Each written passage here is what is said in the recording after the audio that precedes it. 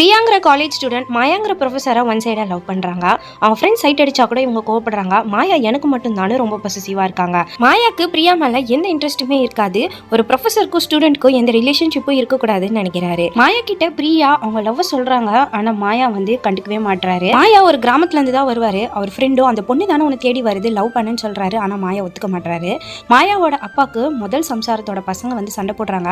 உனக்கு ரெண்டாவது சம்சாரத்து பையன் மேலே தான் பாசம், எங்க மேலே பாசம் இல்லைன்னு மாயாவோட அம்மா தப்பா பேசுறாங்க. பிரியா பிரின்சிபல் கிட்ட பிசிக்ஸ்ல மட்டும் தான் நான் ஃபெயில் ஆயிட்டேன், அதனால மாயா சாரை எனக்கு ஸ்பெஷல் கிளாஸ் எடுக்க சொல்லுங்கன்னு கேக்குறாங்க. மாயாக்கு பிரியாவோட இன்டென்ஷன் புரியுது. நான் பிரியாக்கு மட்டும் இல்ல யாரெல்லாம் ஃபெயில் ஆனாங்களோ அவங்க எல்லாருக்குமே நான் கிளாஸ் எடுக்கிறேன்னு பிரின்சிபல் கிட்ட சொல்லிடுறாரு. பிரியா மாயா கிட்ட என்ன அவாய்ட் பண்ணலாம்னு நினைக்காதீங்க, எப்படி இருந்தாலும் நீங்க என்னதான் லவ் பண்ணி ஆகணும்னு சொல்றாங்க. பிரியாவோட ஃப்ரெண்ட்ஸ் கேக்குறாங்க, எதுக்காக நீ இன்னும் ஒரு பின்னாடி சுத்திட்டு இருக்க, இன்னும் ஒரு வாரத்துல காலேஜ் முடிய போகுது, அப்புறம் நீ சிங்கப்பூர்ல தானே போய் செட்டில் ஆக போற, எப்படி மாயாவை கல்யாணம் பண்ணிக்க போறது இல்ல, எதுக்கு டைம் வேஸ்ட் பண்றேன்னு கேக்குறாங்க.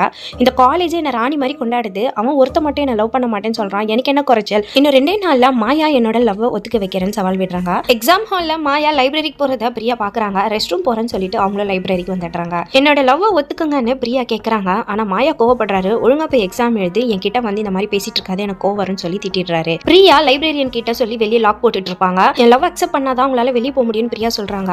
மாயா கோவப்படுறதுனால இப்ப அவங்களும் கோவப்படுறாங்க. என்ன நீ காதலிக்காம போனதுக்காக கண்டிப்பா உன் வாழ்க்கையில நீ வருத்தப்படுற அப்படின்னு மிரட்டுறாங்க. இப்ப லாக் ஓபன் பண்ணதுமே மாயா அங்க அமைதியா போயிடுறாரு. அங்க பிரியா அழுது பிரின்சிபல் கிட்ட கம்ப்ளைண்ட் பண்றாங்க. மாயாவை பழி வாங்கறதுக்காக லைப்ரரியில பிரியா கிட்ட தப்பா நடந்துக்கிட்டதா போய் கம்ப்ளைண்ட் கொடுப்பாங்க. என்ன நடந்ததுன்னு மாயா கிட்ட விசாரிக்காமலே அவரை போலீஸ்ல புடிச்சு கொடுத்துறாங்க. அவங்க அப்பதான் இப்ப ரிலீஸ் பண்றாரு. நான் என்னப்பா தப்பு பண்ணேன், எதுக்காக எனக்கு இவ்வளவு பெரிய தண்டனைன்னு ஃபீல் பண்றாரு. ஊர்ல இருக்க எல்லாருமே இவர் ரொம்ப கேவலமா பேசுறாரு, அதனால விட்டே வெளியே போக மாட்டாரு. மாயாவோட அப்பா கடன் வாங்கி தான் இவரை படிக்க வச்சிருப்பாரு. கடன் அடைக்கிறதுக்காக திரும்ப வேலைக்கு போகணும்னு நினைக்கிறாரு. ஒரு கவர்மெண்ட் வேலைக்கு லஞ்சம் கொடுத்தாதான் வேலை கொடுப்பேன்னு சொல்லிடுவாங்க. இப்ப இவர்கிட்ட காசு இல்லாததால அந்த வீடை விற்கணும்னு சொல்றாரு. 2வது தாரத்து பையனுக்காக எல்லாம் வீடு விற்க முடியாதுன்னு அவங்க மொத்த தாரத்து பசங்க ரொம்ப சண்டை போடுறாங்க. இவங்க அப்பா தான் காலில் கெஞ்சி கடன் வாங்கி இவருக்கு காசு ரெடி பண்ணி தராரு. இப்போ மினிஸ்டர் கிட்டயும் காசு கொடுத்துறாங்க, உனக்கு வேலை கன்ஃபார்ம் சொல்லிடுறாரு. ஆனா மினிஸ்டர் ஒரு விபத்துல இறந்து போயிட்டதால இவர் காசை ஏமாந்துட்டாரு. திரும்பவும் லஞ்சம் கொடுத்தாதான் வேலை கிடைக்கும்னு சொல்றாங்க. மாய கோவப்பட்டு வந்துடுறாரு. அவங்க அப்பா கிட்ட காசு ஏமாந்த விஷயத்த சொல்றாரு. இவங்க கிட்ட இப்போ வேற காசும் இல்ல, கடன்காரங்களாவும் ஆயிட்டாங்க. மாயாக்கு இப்படி ஆனதுன்னு நினைச்சு அவங்க அப்பா சூசைட் பண்ணிக்கிறாரு.